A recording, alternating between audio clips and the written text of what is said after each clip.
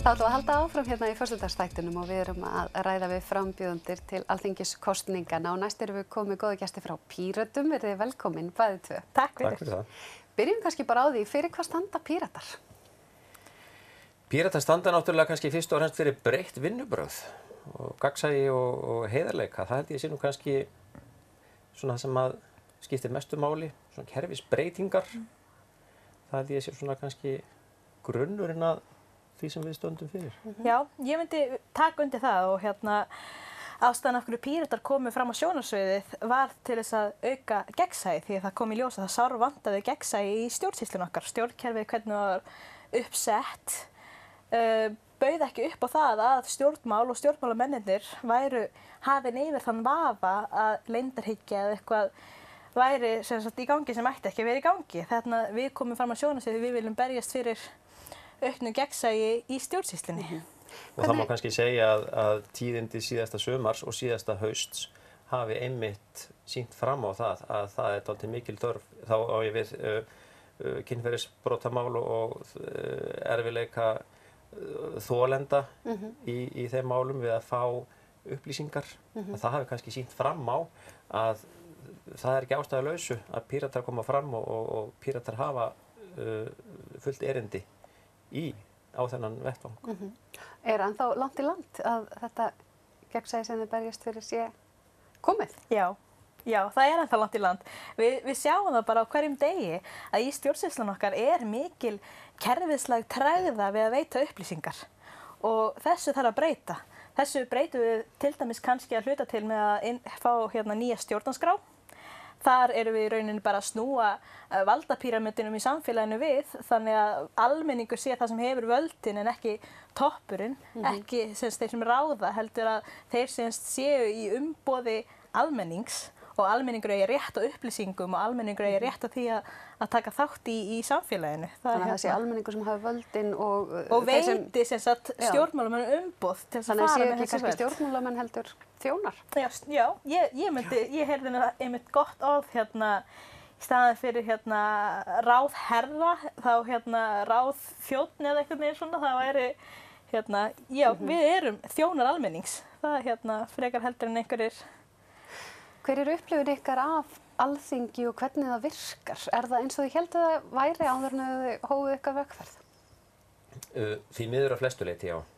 Ég hef fylgst með stjórnmálum frá því ég var unglingur og ég þóttist vita að þarna væri nú pottur brotinn og því miður þá staðfestist það bara þegar ég kom þarna inn.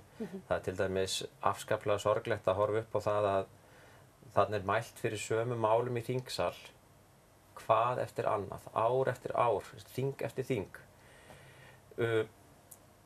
Eru sömu mál tekin fyrir, tekin á dagskrá, en svo komast þau aldrei lengra en í nefnd. Þar sofna þau. Þar eru því miður oft látin sofna vegna þess að það er svona ákveðið valdatæki sem hægt er að beita og sem að stjórnar meirihluti hefur í hvert sinn. Og það er það sem að háir þessu þingi, Alþingi, að þetta skuli ekki, að málin skuli ekki vera kláruð. Og mér finnst kannski besta dæmið er brennivín í búðir, sem að er frumvarp, sem að er svona, virðist vera einhvers konar manndómsvísla ungra þingmanna úr ákveðnum stjórnmálaflokki, aðalega. Þetta er frumvarp sem að er lagt fram trekk í trekk. Það hefur hingað til ekki verið meirihluti fyrir á þinginu. Það er ekki meirihluti fyrir á þinginu núna. Það er ekki meirihluti fyrir þessu frumvarpi úti í þjóðfélaginu. Þetta er alltaf tekið fyrir. Í þetta eyða menn tugum, hundruðum og jafnvel þúsundum vinnustunda. Að tala fyrir þessu dagana langa inn á Alþingi, fá sömu álitsgjafana á nefndafundi, fá sömu álitsgjafana til þess að skrifa umsagnir og athugasemdir frumvarpið. Það er verið að eyða í þetta óheimi miklum tíma. En það stendur aldrei til að klára þetta. Það hefur aldrei staðið til að klára þetta mál. Og ég segi bara, klárum þetta mál, setjum það inn í þingsal, þar verður það afgreitt með lögformlegum leiðum, eins og öll önnur mál, og þar með það bara úr sögunni. Og þetta vandinn, sko, svo gerist það að öll mál detta niður þegar þingi frestað, þegar þingi lýkur í hvert sinn.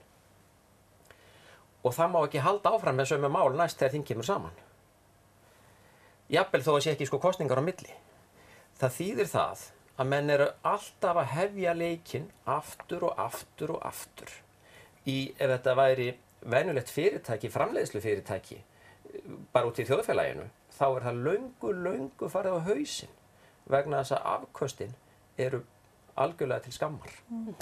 Þetta kom mér alltaf á óvart þegar ég fór sko ég hefði einmitt grunað að það væri svona ákveðin óskilvirkni í gangi, en hversu mikil óskilvirknin það kom mér algjörlega óvart og svo líka staðfestist grunur minn sem ég eins og Einar hef fylgst með stjórnmálum sem ég var unglingur, það bara frekar að styttra síðan ég var unglingur heldur en Einar, en þegar ég var unglingur þá hafði ég mikinn áhuga á stjórnmálum og mikinn áhuga á samfélaginu í kringum mig, en mér fannst samt íslensk pólitík hreint útsagt bara leiðinleg, af því að mér fannst ekki skipta neinu máli hver var í stjórn og hver var í stjórnarandstöðu hverju sinni, þetta voru bara tveir andstæðir pólar, það var alltaf verið sko sama ómálefnalega umræðan í gangi, ný ríkisstjórn eyddi alltaf kannski einhverjum 2 árum í að taka tilbaka sem seinasta ríkisstjórn gerði og svona skiptist þetta bara fram og tilbaka.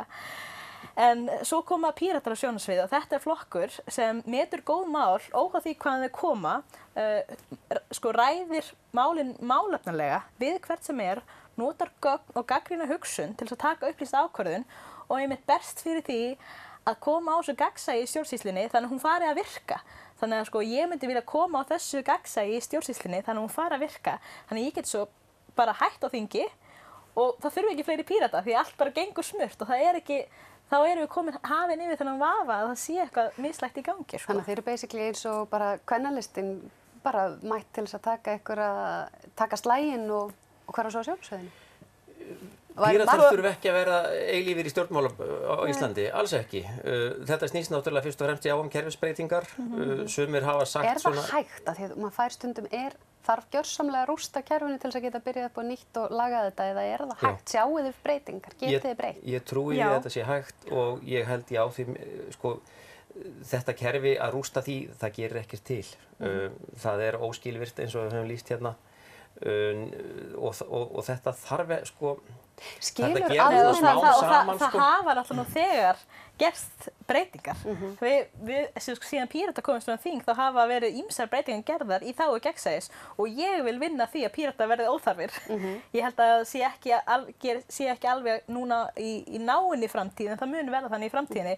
Við erum ekki komin til þess að vera bara einn annar stjórnmálaflokkurinn, heldur einmitt til þess að ráðast í þessar kerfisbreytingar og gera stjórnmál og stjórnsýsluna þannig hún virki fyrir fólki í landinu.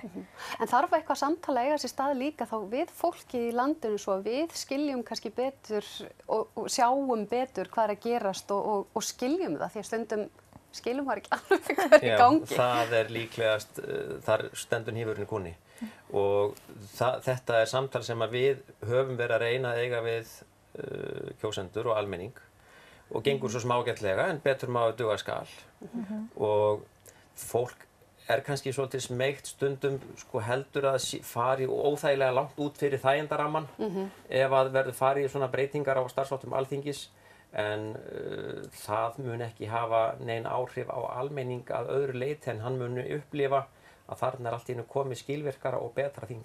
Já. Líka bara það að stjórnmálamennir fari að vinna öðruvísi ef að við aukum lýðræðisþátttöku almennings og vitund almennings á hvernig hlutinni virka þarna inni, þá gefur það stjórnmálamönnum hvata til þess að fara að starfa öðruvísi saman. Og ég hef einmitt verið mikil talsmaður þess að stjórnmálamennin innan ólíkar flokka eiga að geta starfað betur saman. Við eigum ekki að falla í þessa skotgrafa pólitík eins og hefur verið. Heldur tölum bara saman, reynum bara að samfæra hvort annað með rökum, en förum ekki í eitthvað að trukka einhverju málum í gegn í kraft einhvers meirihluta. Þetta úrelt, fólk komið leið á þessu. En það finnum við það á nefndafundum, að það gengur ágætlega að vinna þar oft þvert á flokka og þvert á flokkslínur. Það ekki vandamáli, þannig að þetta alveg hægt svona það undirliggjandi möguleiki og vilji til þess að gera vel. Loka spurning kemur frá áhorfanda. Flestir flokkar hafa lofað umbótum á heilbrigðiskerfinu. Í hvað formi sjá þeir þær fyrir sér á að endurskipuleggja, bæta við fjármagni eða bæði? Ef endurskipulagning þá hvernig? Og við 2 sekúndur eftir að viðtalinu. En bara örstutt.